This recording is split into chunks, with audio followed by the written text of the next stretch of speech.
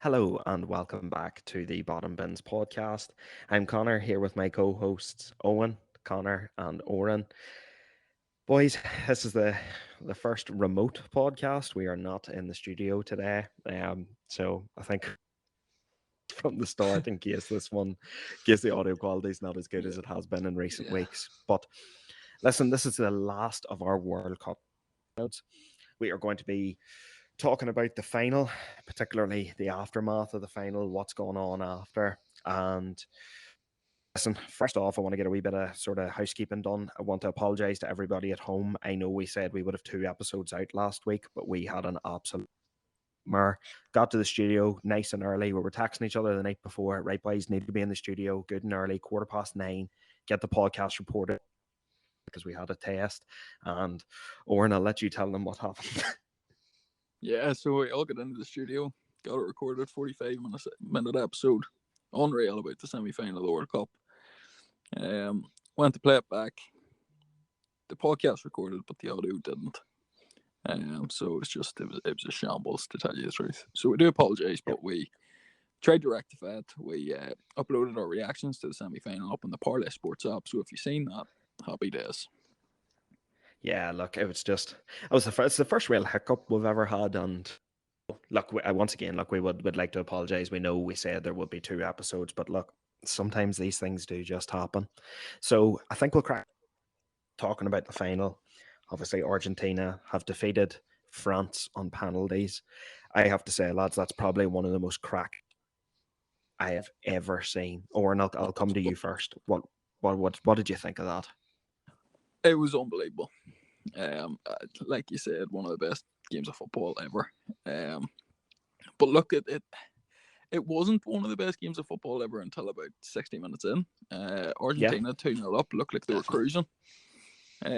And I think, look, well, I was fuming after 40 minutes when they took off Olivier Giroud. But it proved to be the right decision. Thuram and especially Colomwani, look, he missed the chance at the end. But I thought his play and build up play and his determination to win the ball was key to France getting back into that game. yeah, he was Um, excellent. Yeah, it was good. in terms of Argentina, look, we talked about it on the Parlay Sports app yesterday. Go and give that a listen. Magic Messi, he was brilliant for Argentina yesterday. But the only player better on the pitch than him was the hat trick hero Kylian Mbappe. Oh my word, what a footballer he is! For to be Special. only 23, the confidence he has, I thought he was going to win it in the 90 minutes at the very end when he took on three or four players. I thought he had it. Yeah. Just unlucky that he didn't. But my word, I'm still getting my breath back. What a final. It was agreed. Look, you touched on a couple of the players there, Connor. I'm going to come to you with this one here. Lionel Messi, just special, isn't he? Yeah, it had been built up as like the Messi and Mbappe final, and we thought, like we were saying, the podcast didn't record, but we were kind of saying, oh, how are they going to stop each player? But neither team could do it. I thought, as I agree with Owen, I thought the final in general, I thought for even like 70 minutes, France weren't at it, and I thought it was a very poor final. I thought Argentina was a far better team, but then once they got that penalty, it was like France just got new life, and they were unbelievable. And I really thought they were going to win it. And then obviously Messi got the goal in extra time. And then when I went, and then they got the penalty again, and Mbappe stepped up and slotted it home. But yeah, Messi, he's been the main man, deserved player of the tournament. I don't know whether it'd be without him. I seen the manager was even like, "Oh, we'll take him in 4 years' time. He's that key to the team. You know, he may not be a vocal leader, but he leads by his performances, and he's just a special player. And I think it's we're saying on the parlay as well yesterday. Does this make him the goat? I think it does. Well, look, I think that's the question on everybody's mind at the minute, really. Owen, you're a big fan of Ronaldo, like myself. The GOAT debate is now, it's vastly raging at the minute now, especially considering Messi is now a world champion. What's your take on it? Are you above Ronaldo at the current moment? Well, as you know, how much I love Ronaldo. Always going about him, but you have to look at what he's won, the goals he scored, the assists he's made, and even just the eye test. What he does on the pitch is just magic. So as much as I love Cristiano Ronaldo, you have to put Messi above him. Would you say that the World Cup though is the main reason for that, or do you think there's other factors that come into play whenever we're talking about the GOAT debate? I'd say the World Cup is probably what's pushed Messi over the edge, but I think for a while Messi's been showing that you're kind of hanging on a wee bit to past glories, trying to Ronaldo, and Messi has been doing it now over the last 2 years, and Ronaldo really hasn't been doing it to the level he can do it. I know Messi had a poor year last year, but obviously Ronaldo's went completely off. That's interesting. Yeah, that's interesting. Just the World Cup just solidified, which That's I was- interesting. I was Because I just gonna think s- last year Ronaldo was unreal. yeah. And this year Ronaldo's off the boil. Messi was off the boil last year. And look, by no means am I saying that Ronaldo's season last year is in comparison to Messi's season this year. He's been unbelievable and he's a world champion. But I think, like, don't get me wrong, and I'm agreeing with you to the extent that I think the debate's over too. But I don't agree with your reasoning. I think as well it's with Messi the question was always like had he done it on the international level? I think the last few years has shown it. Like winning the Copa America and then winning the World Cup and being the main man in both those teams. I think honestly the Ronaldo Messi, you can debate it. I think it's more towards like people who say Pele and Maradona, players like that. I think now that Messi has that World Cup, I think it's undeniable. And the way he done it as well, the way he was their main player, he got player of the tournament. He got player of the tournament in 2014 as well. And I think he's just the undisputed GOAT. And I don't think it has to do with like Ronaldo's performances. I know he's got older, but as Owen said, he was good last year, and I still think he has a bit left in the tank. But I definitely think Messi is now the GOAT. Connor, Look, Richie, sorry, I want your opinion on that. Yeah. yes, look, You're a big Ronaldo fan. You love Ronaldo, yeah. I do, and look, I would offer up in terms of Ronaldo. So, listen, they are 1 and 2 in the terms of the all-time list, respectively. In my opinion, it is your own personal preference. I think it's whatever it's whatever you want it to be. To me, Ronaldo number 1, and to me, Ronaldo's number 1 because I find it a wee bit unfair that look, Messi's 35, Ronaldo's 38. 3 years, especially in your latter 30s, means a lot. Like, Messi's probably going to really slow down at the age as well. What he's doing now is freakish. I think if we took Ronaldo, let's say we took Ronaldo at the age of 35, come off a goal scoring season with Juventus where he's hit 50 goals. Could Ronaldo have carried Portugal to a World Cup final on to win the tournament? Yeah, I think he could have, to be completely honest. So look, I'm taking nothing away from Messi. What he has done has been, I just find it funny how there is a lot of people, and this is not me getting at you lads, I'm saying this in terms of social media. I've seen a lot of diehard Man United fans who, a year ago when Ronaldo signed, the GOAT's back, have suddenly just switched their opinions over a tournament that has lasted a maximum of 7 games. You play more games than that in a calendar month domestically, so why is it that this is so heavily focused? The only defense I would offer up in regards to Ronaldo, look, to me, he's always number 1, but I have Messi's number 1. I have no issues with that. If somebody says Ronaldo's number 1, I have no issues with that. But they are the top 2 players of all time. Nobody else comes close to those 2 on that pedestal. Yeah, it's undeniable, to be honest. Them 2 being at the top 2. And I fully understand what you're saying, and I agree with what you're saying. I just think, personally, it's the World Cup. It's the most valuable cup competition in football. And I fully agree. If it was Ronaldo at 35 coming off a good goal scoring season, I think he could have. Yeah, I think Ronaldo, especially on the international stage, look, he's won the what did he win, the Nations League and the Euros? Yeah, he's won both of them. So he's done well in what I would consider a poor Portugal side. And I think Messi's done well in, well, when I look at the starting 11 for Argentina, I wouldn't say that's a World Cup winning 11. I Yeah, think Portugal's got better squad than Argentina. I agree. Yeah, so would I. But Look, I understand what you're saying as well, Richie, because it's like, can we not just like, enjoy both players? That's what it was annoying as well when they were going up. It's always against each other, but these two will go down as two of the greats. And Ronaldo, for me, I liked Ronaldo, and I thought maybe at one stage he was the best because he was a big. He had done it in so many leagues, yes, But I think yes. Messi at this tournament, as Owen was saying, this is the biggest tournament of the lot. It only comes around every 4 years, and he was the star man, and so many people watching. I think it just counts for a bit more, I especially. and again, lad, yes. Look, I agree. Look, I'm not going to sit here and I'm not going to sit here and argue with that fact. But I again, look, Connor, I'll be completely honest. Like, I would be the same as you. Like, why are we always trying to place one above the other? Yeah. Why can we not just appreciate what the two of them have done in football past 17, 18 years? They've completely dominated. I think the interesting thing now is, I said it yesterday on the Parlay Sports app. Kylian Mbappe scored a hat trick in a World Cup final, and he was Yeah. still on the losing side. Realistically, the next guy that's coming along and going to dominate football. What do you guys think?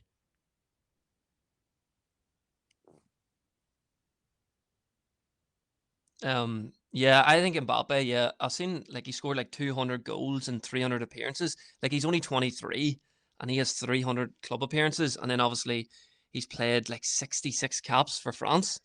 Obviously, France have a very good squad and very good team, but he is the man, and to get a hat trick in a World Cup final is just a mental stuff. Like it's the first time it's happened since '66, and I've seen Harry McCoy says like it's the first time the ball crossed the line 3 times. Yeah. I'm gonna go with English, as usual, which is fair. But yeah, he What could be. you But know also the there's other players. There's Haaland. There is other top players out there. You know. So, Orna, I'll come to you with this one. Like, do you think look, if Mbappe had won yesterday, that would have been 2 World Cups. Yeah. But is this guy's career headed in the direction of where he's maybe a level just below Ronaldo and Messi? Or do you ever foresee him hitting those same heights that those two have hit? Well, look, it's hard to say because Messi and Ronaldo, their careers were in a different era. They were against a different caliber of defender, in my opinion. Yeah. And I'm by no means taking anything away from the defenders of today, and I'm by no means taking anything away from Kylian Mbappe, because I think he's special, and I think at the minute he is one of the best players in the world, if not the best. And which is crazy at 23. I think no matter what happens in his career, unless he starts hitting like 60 goals a season or 50 goals a season, he's not going to be at the same level as Messi and Ronaldo on their careers. I think it's easy to put him up on that pedestal now because, as we've talked about quite in depth here already, that Ronaldo and Messi, they're both winding down their careers. And Yeah. look, Messi's winding down his career and he's winding it down with a World Cup winning, with a World Cup, sorry, which is incredible. But Mbappe has been blessed with the good teams he's been playing in. Look, he came through at Mhm. Monaco and was playing fantastic. He was up front with Falcao, who is one of the best strikers of our generation. And I think, especially going to a PSG team, it was always a super team. They've added Messi. It's even more of a super team. Mhm. And then them two France teams he's played in. Look, this France team, we all said at the start of the tournament, there's no chance for them. But they got to a World Cup final and were only beating penalties. Yep. He's obviously a special player, but in my opinion, he's just going to be short of that greatest of all time status. But definitely is going to be a legend of the game, if not considered one already. No, I'd agree with that as Yeah. well, because I think he does have the capabilities to do that. But like, even if you look at Messi there, I think he was 22, 23 when he won his first Ballon d'Or. He had a few. I think he had a Champions League medal, maybe 2. That's where Mbappe needs to improve. It will be at club level because he is a top team in PSG, but he's going to have to win more there. He's going to have to win Champions Leagues because you've seen how good Ronaldo and Messi were for them teams in them Champions Leagues. Like, they were scoring 16, 17 goals every campaign. And as you Yeah. said, Owen, he's gonna score 60, 70 goals per season, which is going to be very difficult. Yeah, that is. I mean, between club and international competition, obviously there is a big difference. Look, I would always have said, and I'll still stand by my guns. I still think your top European club football, especially the Champions League, is a much stronger level of competition than what the World Cup is, to be honest, or any sort of I'd international agree. football for that matter. I'd agree. Especially just even like the styles of football and the tempo, especially the but look, I have to give props to Mbappe. It's like we were saying, lads.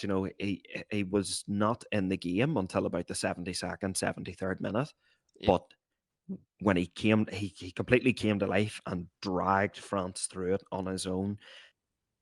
There is definitely a special player there, 100%. But look, I would be in complete agreement with you, lads. I'm not quite sure if his career will ever amount, but I do think he's going to be one of the greats, especially of this generation. I think Yeah. he'll definitely Yeah. be one of the top players. Again, sorry, just a bit for you folks at home, we've lost Owen. His Wi-Fi Where's has he going? He's gone. his Wi-Fi is absolutely I've known Owen a long time, and I've lost that fella a lot of times as well, to be fair. yeah. No, he just texted into the chat there. It completely ceased on him. So sorry, folks, you'll not get to hear Celtic's favorite fanboy for the rest of the episode. What are we going to do, lads? He's not going to talk about like how good Celtic were at the weekend, though. Oh, Dorman, What are you joking? What are you joking? What are you the joking? claws are out, lad. Nah, am I joking? Am I joking? Well, look, boys. We'll look over the World Cup as a whole here. Obviously, competition is now finished. We have our world champions for the next 4 years. But I'm Oren, I'll sorry to come to you interrupt you, first. Connor. Yes? I'm sorry to interrupt you. Can I just get an opinion about the World Cup final? So you see, Yeah. the way France apparently had this virus or whatever was going around. Mm-hmm. Do you think that was noticeable in that World Cup final? Because I've seen it all over Twitter that they were sick and stuff, and you could see it in their body language, you could see it in the way they were playing. What would be your take on that? Just curiously, I'm just curious. Right. So speaking from experience here, I remember having a really, really, really bad chest infection about 3 years ago. And it left me completely floored. And I remember my first game after I'd finished my antibiotics and all, it was playing for the university. And I mean, lad, and I had to be taken off. I was violently, violently unwell. Couldn't breathe. Was really, really struggling to get a break. Normally I'd be taken off after 20 minutes because I'm playing shite, but this time it was ill health. So look, speaking from experience, I like it's definitely going to play a factor. These guys are sitting in their beds violently ill and then only have Yeah. 2 days to prepare for a World Cup final. It's not nice. It's definitely going to affect their performance levels. I think you could see it in a few of the players, were sick. Like I really noticed it in Varane last night. He just didn't seem to have that same sort of zip about him. He wasn't closing down quick enough. I didn't think he was first to the ball like he normally is. And he was the only one I knew that had definitely contracted that virus. So, look, it's obviously going to affect performance levels, but I don't want to use it as an excuse as to why Argentina ultimately then went to win the tournament, because look, as I have said on this podcast for the last couple of weeks, and unfortunately on the one that I still find France very one-dimensional. I don't think they're that good of a side, to be completely honest. I think a lot of people want them, and I don't get it, to be honest. I think they're and you could see it in the final last night. Mbappe didn't play well for 70 minutes. Yeah, It wasn't until that's key. Mbappe kicked into gear that France started to look like they were actually going to do something. So, yes, the virus played a part, but were just the second best side. See, the thing about the virus as well, the scene Deschamps came out, it's like a psychological thing as well, because they probably didn't know who was going to start. So Varane probably didn't know if he's going to get on because he was sick, and I think Rabiot had it as well. He missed a game or Yeah. two. I think it did, or it did have an impact. But also, like, the thing about France is, I agree, like, they didn't play good football. they didn't look like world beaters, but don't that's so many injuries. They came through this virus and they still got the penalties. That's the thing. They were so good at just staying in games and then just grinding out results. Because even against Morocco and England, they were not good, but they just knew how to win the game. And even this one, they Yeah. nearly done it. But I agree, Mbappe is their main man, and it just seems to be if he doesn't play well, they struggle. Because even against England and Morocco, he didn't play that well, and they were struggling. Hmm. They were. Yeah, no, fair play. I was just curious. Well, I understand your curiosity. I still think France are shite. I know you are Yeah, totally look, they against weren't great. France. Do you know who I was really surprised with? I was really surprised that Deschamps decided to start out Upamecano over Kanate, because Kanate was the man of the match in that semi-final. Yeah. Yeah, I mean, me and Oshin were talking about this as well, lad. Like, especially with how well Kanate had played in the semi-final. Mm-hmm. Every time Kanate come in to that front side, they just looked so much better defensively. I think they also missed Lucas Hernandez because he is a more sort of defensive-minded left back as opposed to his brother, who's the complete opposite. He's just gung-ho, get forward as many times as you possibly can. Him and Koundé were awful. They were, but look, Oh, Koundé I was said big by atrocious. Angel Di Koundé was Maria. terrible. And to be fair to you, Look, Richie, you did say about Koundé. You said he was a weak point. I think look, it was against England, was it? Yeah. I did. Like I said it a few weeks ago, you can't run a centre back and right back and hope to God, you know, it's not his natural position. It's not where he plays. I said he's going to want to tuck inside and try and support the centre backs a wee bit. Look, I think support last night, especially because obviously he was unwell. But I don't know. I don't see a whole pile with France, to be completely honest. I think the better side on the night won, if I'm being Yeah, like completely honest. Koundé, there was like Di Maria just had him every time. They just took advantage Oh, of I roasted him. that matchup. And I don't like obviously I'm United fan, so I don't like Di Maria, but he was class. And like once he got took off, Argentina just attacking wise didn't look as good either. They kind of were No, missing they that, but didn't. then he was injured, so that he probably only had I thought 65 minutes in him. I thought that was actually a big call to start Di Maria, to be honest, Yeah, because he had been Same. completely dropped for the semi final. Wasn't playing well. Well, he was But injured. look, He was injured. he was to be fair. Yeah. But look, I didn't know Di Maria still had that kind of performance in him, to be completely. But you know what? Look, The other Di day. Maria played unreal, and he scored a great did. goal. But he was up against a left-footed centre back playing right back. Yeah. Yeah, Everybody that's true. knows Di Maria's only got one foot as well, and he's a one-trick pony. So Yeah. Koundé was obviously inexperienced in that moment.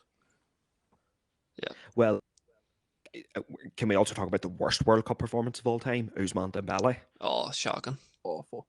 Jesus. He was Brutal. just terrible.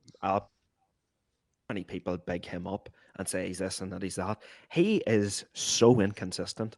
Like there is times you watch him and he is times in this tournament he's been absolutely phenomenal. But that performance last night, oh my god, that was brutal. Awful. Yeah, it was awful. And then when they made the subs, it made such a difference. So it just made it even worse. He couldn't keep hold of the ball. He kept giving it away. It was just dreadful. I felt, I really did, because I'm a striker and I understand how frustrating that must have been for him last night.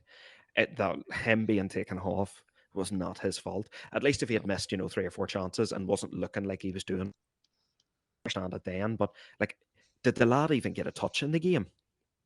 It didn't make sense, Connor. It didn't make sense because they took Giroud off whenever they were trying to play a high ball into Giroud for him to feed off to Mbappe. Every cross or every long free kick that came in, that's what their tactic was.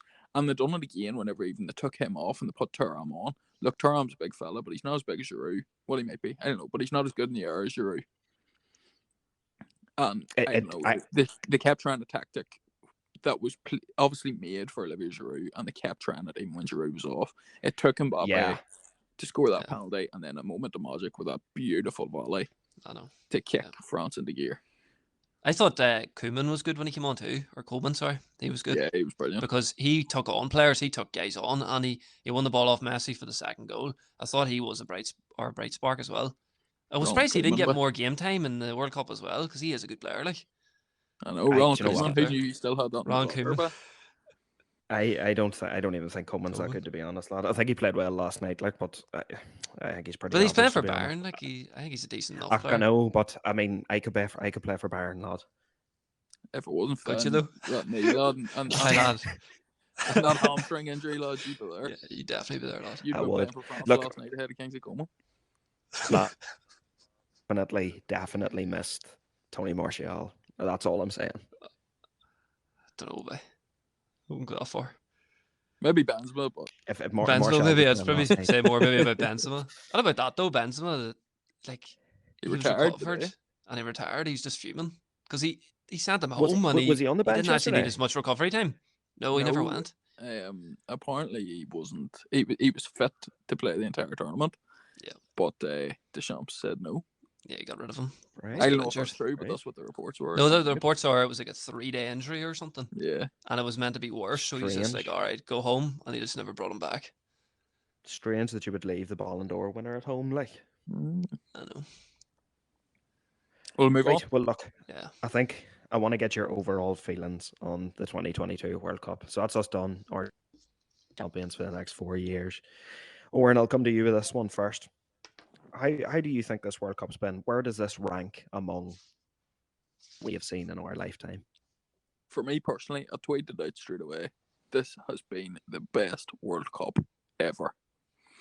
Talking from a football standpoint only, that has to be one of the most exciting World Cups ever, most exciting tournaments ever.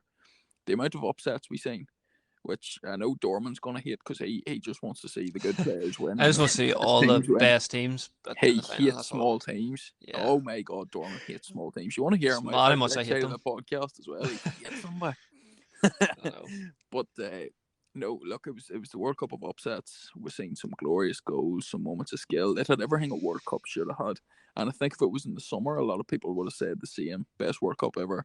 I think just because of the timing. Like, look, it's Christmas in less than a week. It's Christmas Day a week on from the World Cup final. That's madness. Yeah, It is. In my opinion, though, best World Cup ever. Had the best final ever, which was probably the best game of football ever, especially considering the stakes that were on the table. No, in my opinion, even though I loved 2010, and it still holds my best World Cup memory, which is when Tshabalala scored for South Africa. But to me, nothing will compare to that World Cup. Do you know what? That's completely fair enough, lad. Connor, same question to you. Yeah, I'd agree. I think it's the best World Cup I've seen.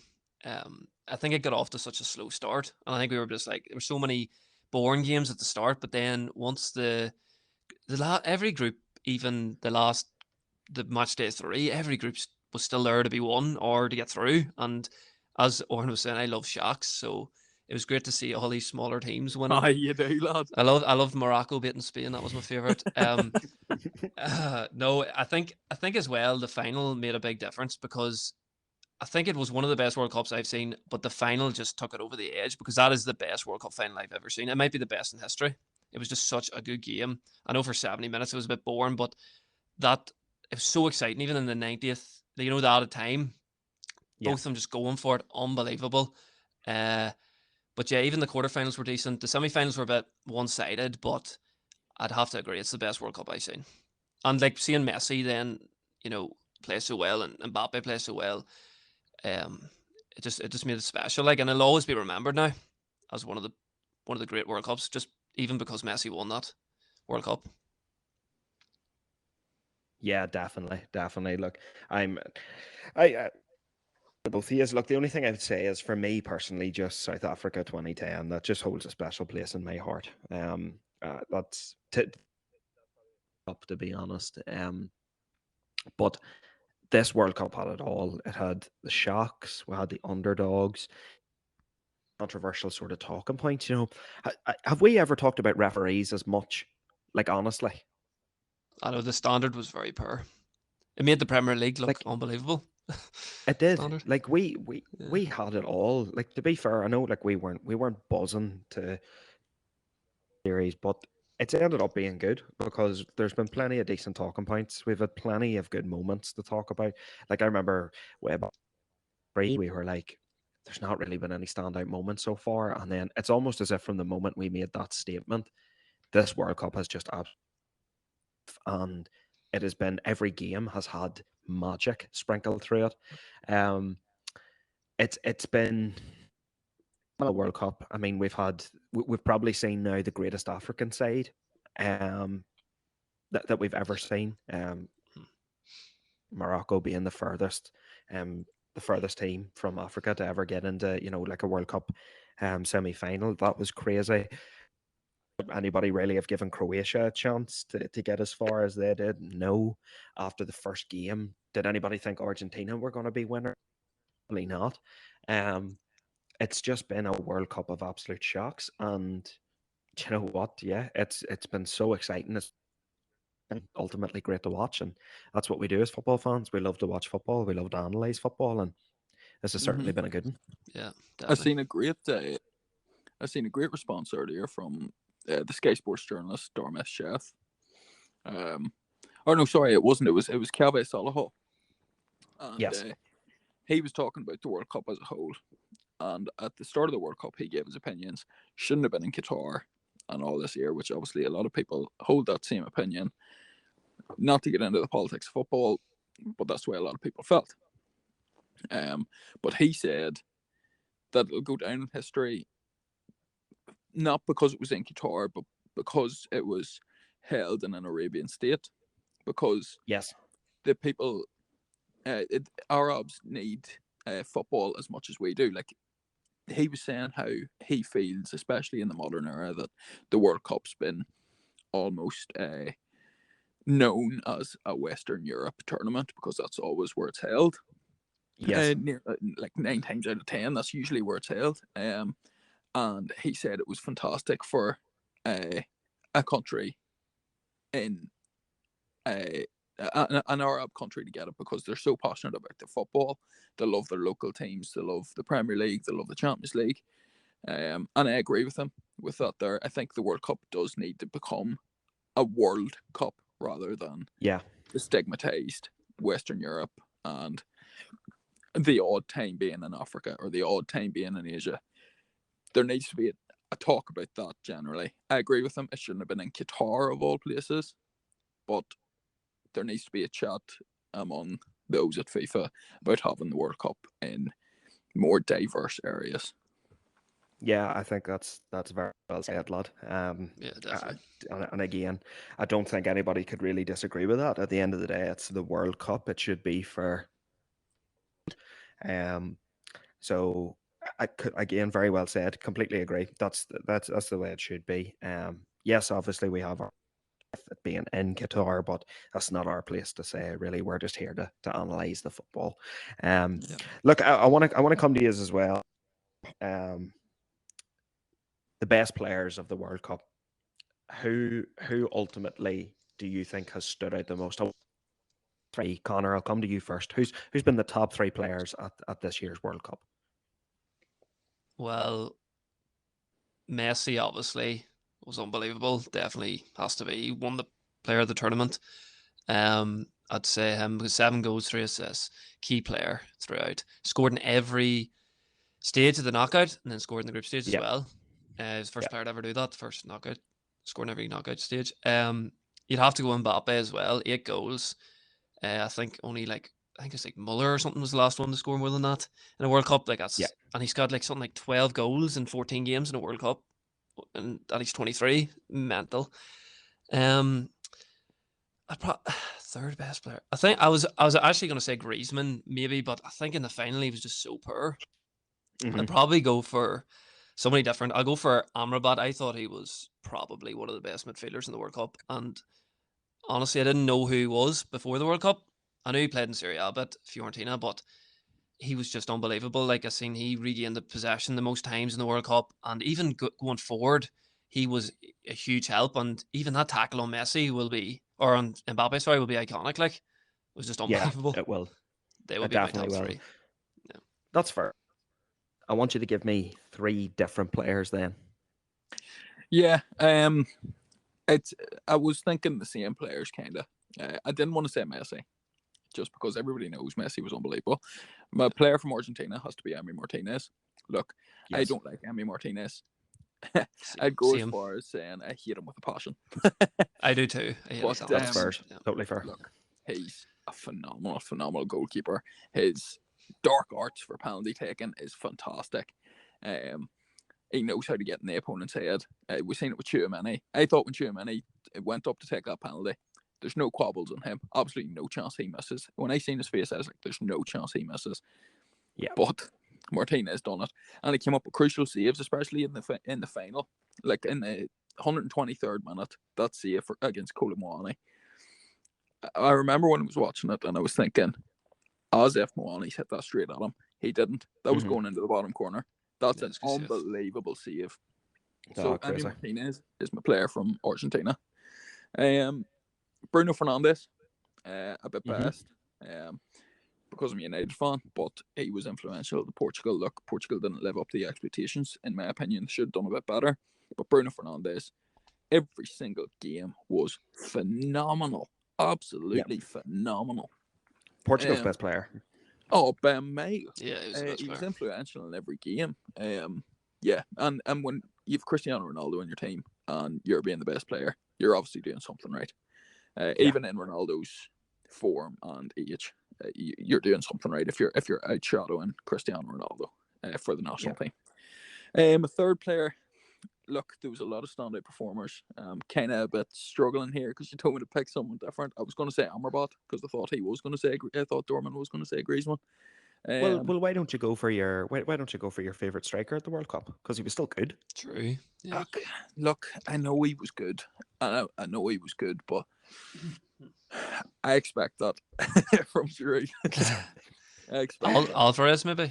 Alvarez for I don't want to pick another Argentina player. could go for Why don't you take a Croatian? Croatian, yeah. Do you know what? I'm gonna go. It's a toss up between Jasko Vardiel and Luka Modric, but I have to pick Luka Modric.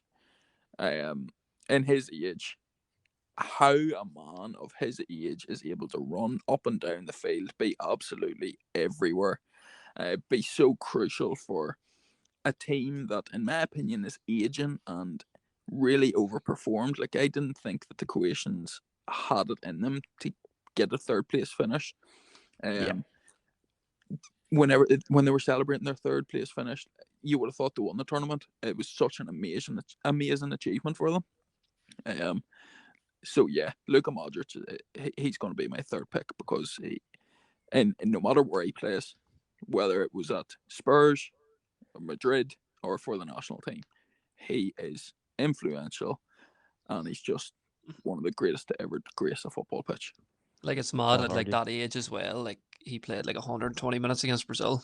Like how and he played like so many minutes in the World Cup. He was so good for them. Like, But he's so crucial to everything that they do. He's the creative spark, but he's also the player that can recover the ball. He's crazy. I'm going to pick three different as well. So my first player I'm going to go with is somebody who I'm starting affection for on this podcast. I'm going to go Ashraf Hakimi as my first player.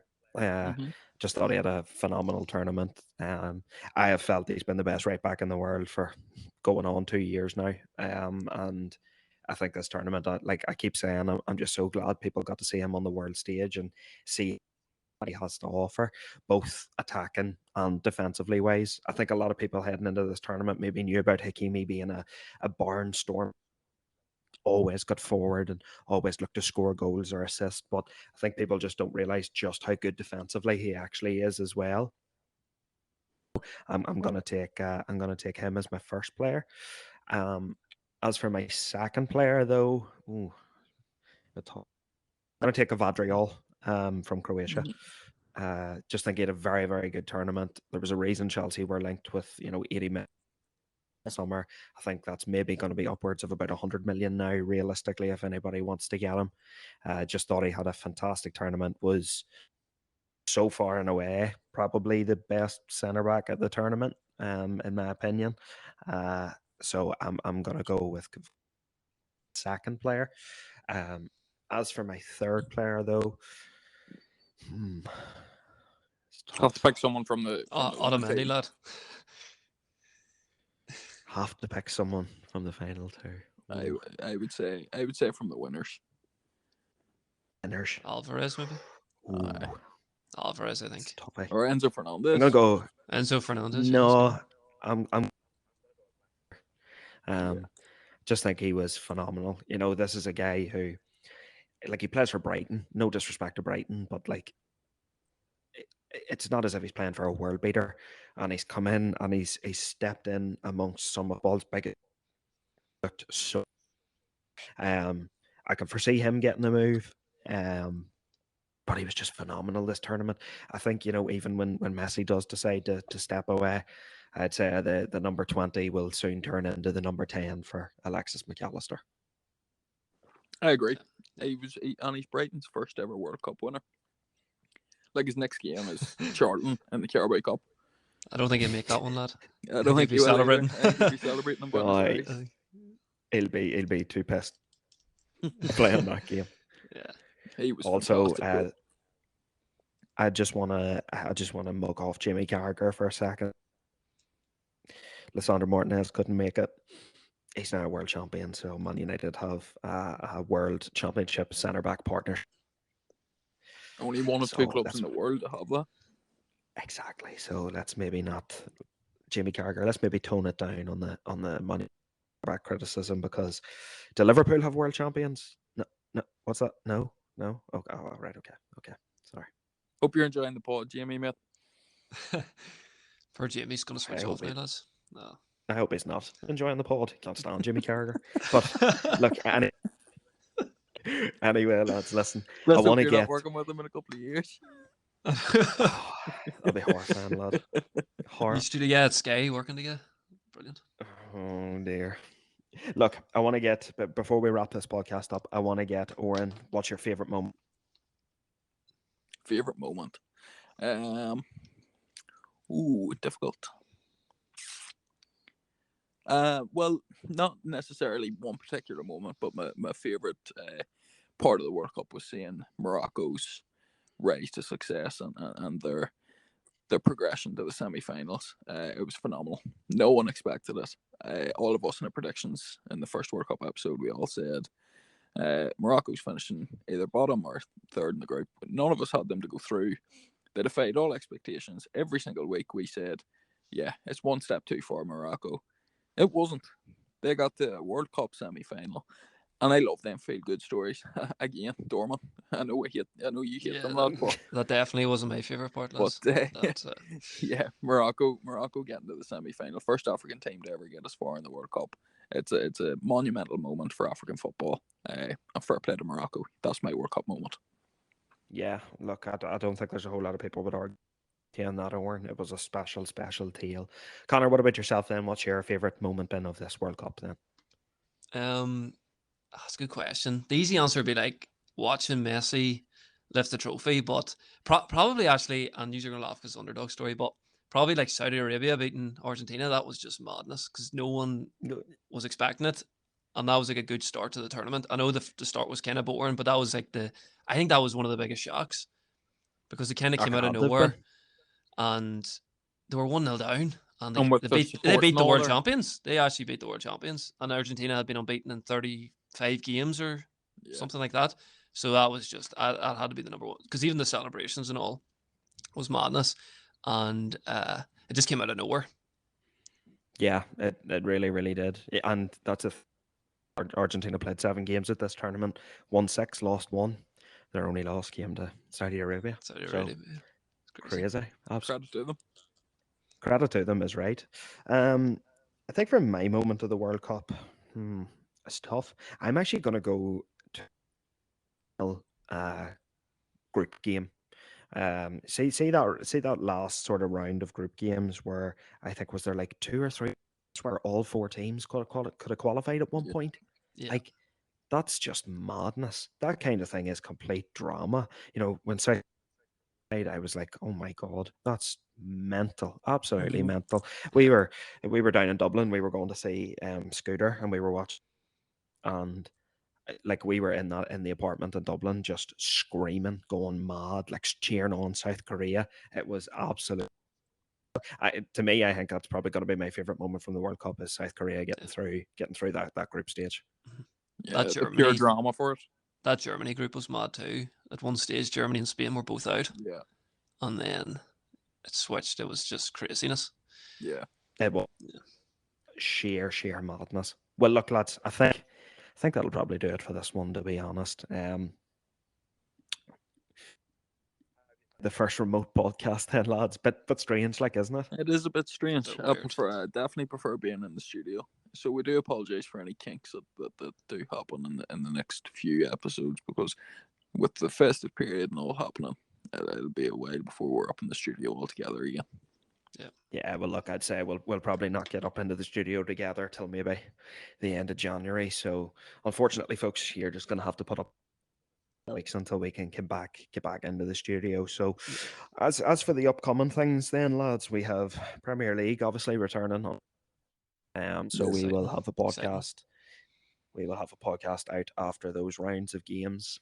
So just really looking forward to covering again, lads. I don't know about yous, but can't Definitely. wait. It's good that it's weird though, because you know that usually if the World Cup happens and there's a bit of a break, but we're straight back into football. I know League Cup, Carabao Cup next week, and then we've got the Premier League as well next Monday. So it'll be exciting to cover that again.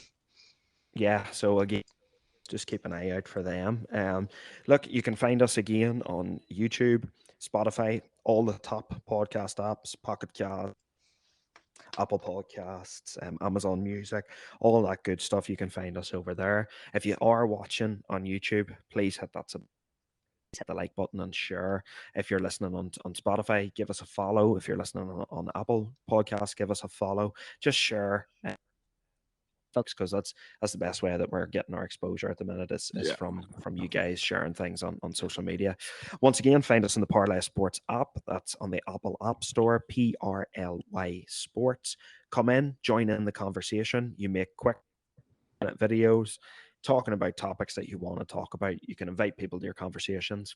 Don't be afraid to invite us. We'd love to jump in and record a Mhm. parlay. By all Definitely. means, head on over to the App Store and download the Parlay Sports app. Listen, Yeah. lads, thanks so much. I Yeah. know this has been and so, but I actually think it went quite well. To be Yeah, completely so No, I enjoyed honest, it. And Enjoyed just it. something quick um, before we do sign off. Bit of good news. We tweeted about it earlier. We've officially ranked number 121 in the UK of for sports apps on Apple Podcasts. So if you could keep streaming uh, on Apple Podcasts and on Anchor and Spotify and all them good content streamers, keep streaming on them, because it would be a brilliant resolution for us in the new year to break into that top 100. yeah, Yeah, that's all I Yeah. can really say about it, boys. Yeah. It's phenomenal the No, support we're it's receiving here. great support. I mean Unbelievable. to be inside or inside of that top 100 spot. It's crazy considering we only started this podcast at the very end. So honestly, folks, we can't thank you enough for all the support, for the subscribers, for the listens. The views that we get. We're just overwhelmed. So thank you so much for all your help. Listen, I think we'll leave it there, lads. Thank you so much for jumping on. No Not a problem. problem. We will see yous in the next one. See you soon, folks. See you later.